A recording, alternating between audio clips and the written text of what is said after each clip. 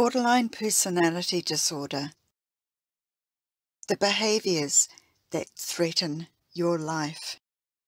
I am making this video for the purpose of maybe saving someone's life one day. Now I know that there are people who have been diagnosed and they are genuinely working to heal themselves and to regulate their behavior. I take my hat off to you if you are one of these, or if you know someone with borderline who is doing this. But this video is talking about the dangerous side of being a partner or a close friend of someone with borderline personality disorder. The risks they take can kill you. Hi beautiful beings, I'm Carol Rathel, occupational therapist, metaphysical minister. I help people on their awakening journey, which sometimes includes healing. And I'm spotlighting borderline personality disorder just lately because it's time for awareness on this to grow. I'm going to say BPD for the rest of this video. One of the most dangerous traits a person with BPD characteristically have is the completely irresponsible behavior of taking risks and the lack of control when they become angry, which is often the time that they take these risks. These risks they take can be game over. I am speaking from my own experience, in addition to my professional knowledge and the research I have done. I hope that sharing this with you can not only help you stay safe, but also to help you see the red flags in people in maybe a new relationship. The danger is not limited to people with BPD. Of course, there are other people, for reasons of their own, that can behave terribly. But I feel you should know about these risks that occur in this disorder.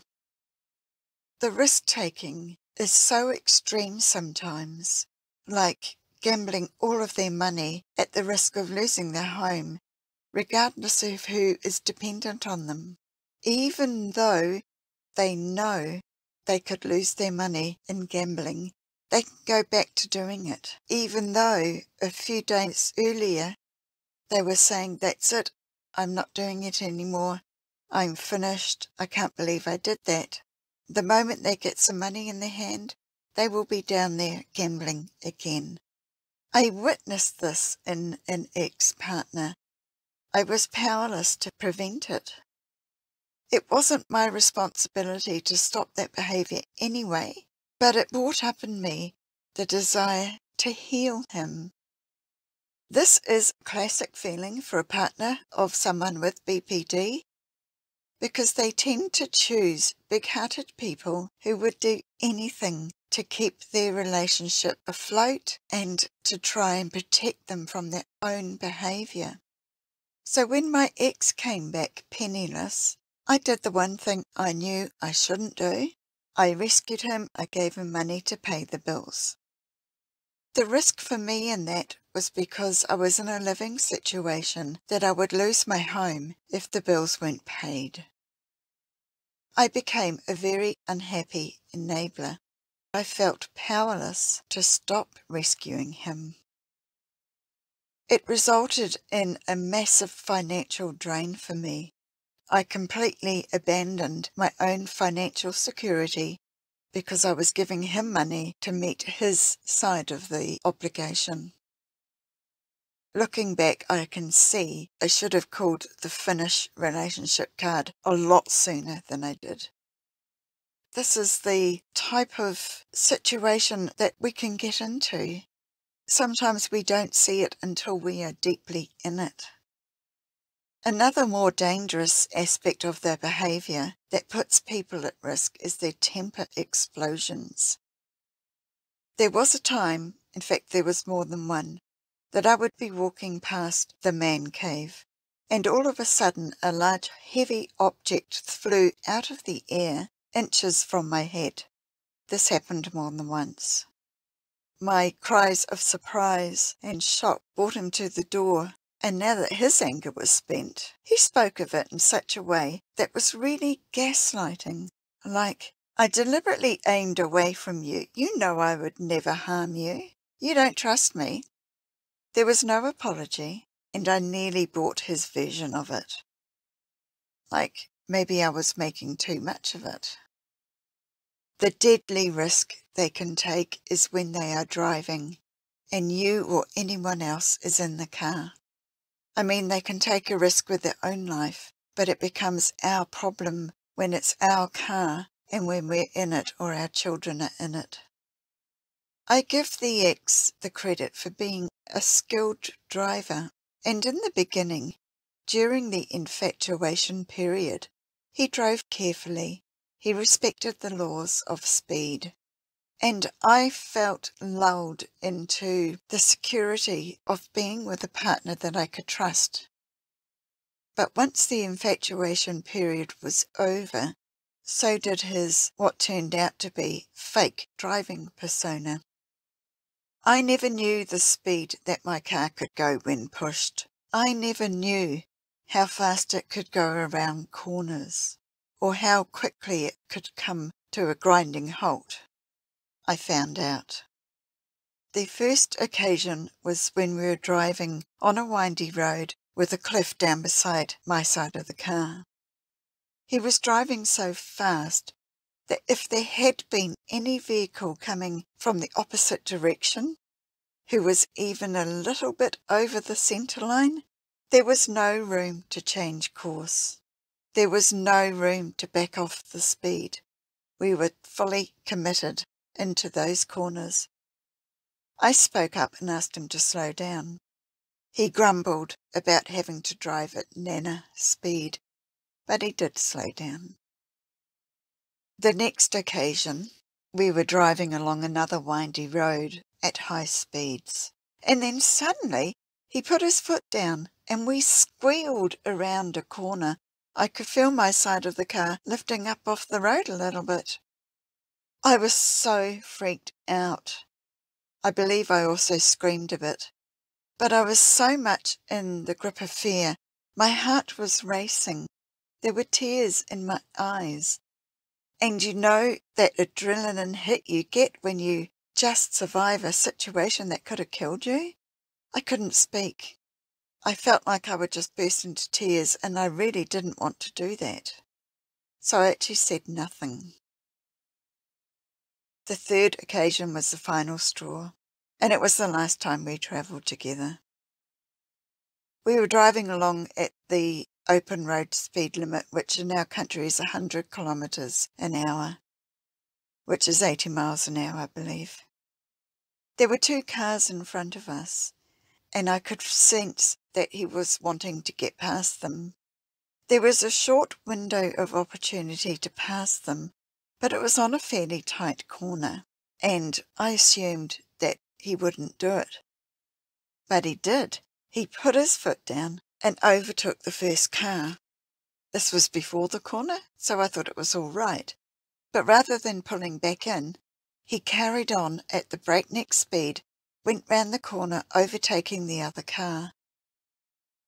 And then he pulled into the lane, just in time to avoid hitting an oncoming car. It freaked them out, I could see that. But this time, I wasn't scared. I didn't feel powerless. I was filled with rage. I didn't want to distract him, and I knew we were going to be stopping soon, so I held it, and I waited.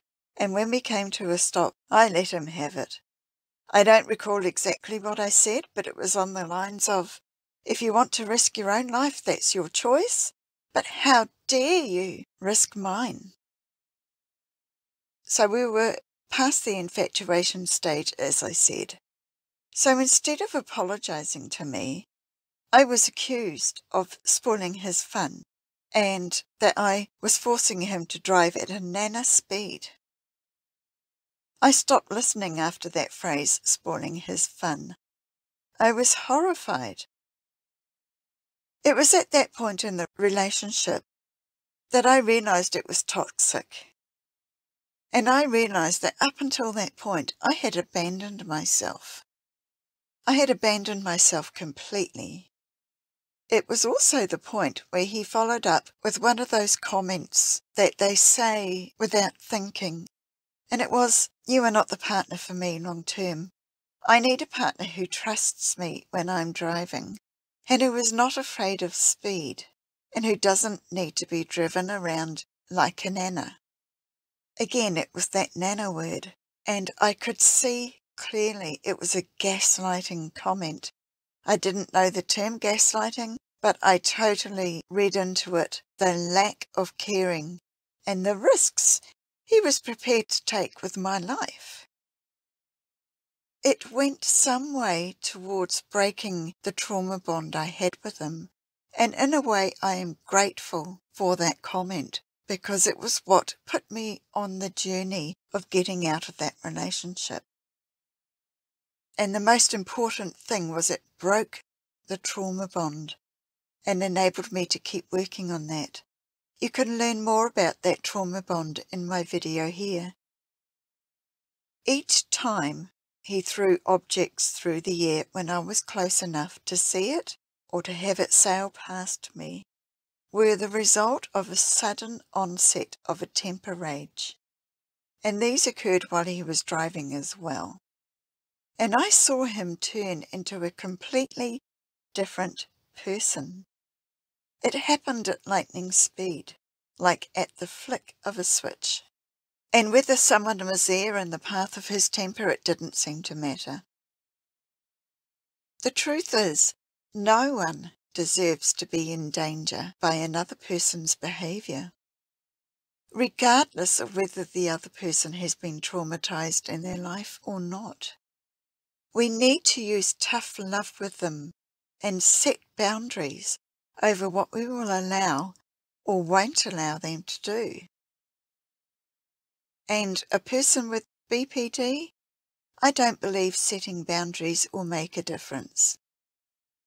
The people who have got it in a very strong way, they really lack the ability to see that they have a problem, and they lack any commitment to change their life. They will rather be alone than go through the pain of healing. So I give this message: get out of danger. Get out of intentional or unintentional violence. Please value yourself. Love yourself enough to get out of a situation where you are put in danger. As always, when you are safe, I encourage you to heal your wounds and heal those wounds of childhood that led you to be vulnerable to someone with BPD in the first place.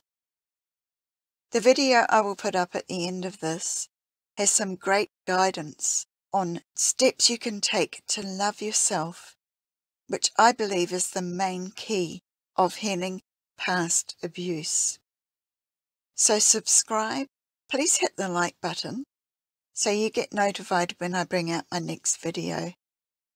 I am going to explore the healing side of things in a future video. So I look forward to seeing you, and I will be waiting for you in the next video. Bye for now.